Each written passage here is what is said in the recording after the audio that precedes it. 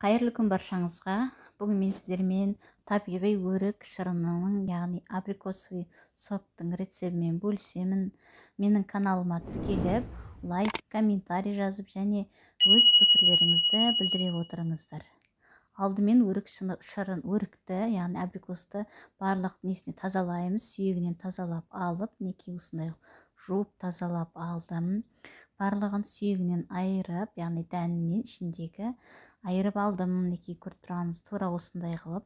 Одан кейін блендердің көмегімен барлығын осы өрігімізді еземіз, яғни блендермен барлығын жақсылап езіп шығамыз. Неке осындай қылып еземіз. Блендер болмаса, жаңағыдай ет тартқыш, яғни мясорубканың көмегімен не қылуға болады, езуге болады бұны.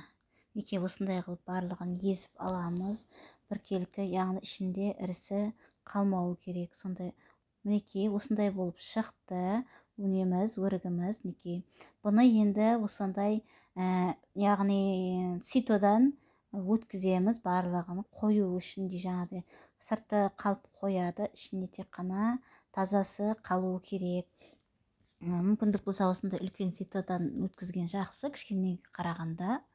Міне осындай болып шықты согымыз, абрикосымыз. Енді осыған тура осы мөлшердегідей, яғни осы ыдыспен бір ыдыс шыққан, сол ыдыспен бір толтырып 3 есе қылып мен су құйдым. Мінекей. Және бұны осылай қайната бастайсыз. Әр қайнаған сайын көбігі шығады. Сол көбіктерін алып отырамыз. Бетіндегі барлық көбігін алып отырып, согымызды қайнатамыз. Және банкілеріміздің бәрін стерилдеп алып дайындап аламыз. Мінекей мен компотым қайнап жатыр.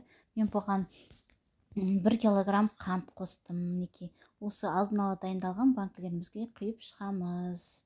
Мінекей компотымыз дайын. Өте керемет, кәдімгі табиғи шырын болып шықты. Менің каналыма тіркеліп, лайк, комментарий жазып, өз пікірлеріңізді білдіре отырыңыздар. Сіздер де жасап көріңіздер. Видеоны соңына дейін қарағандарыңызға рахмет.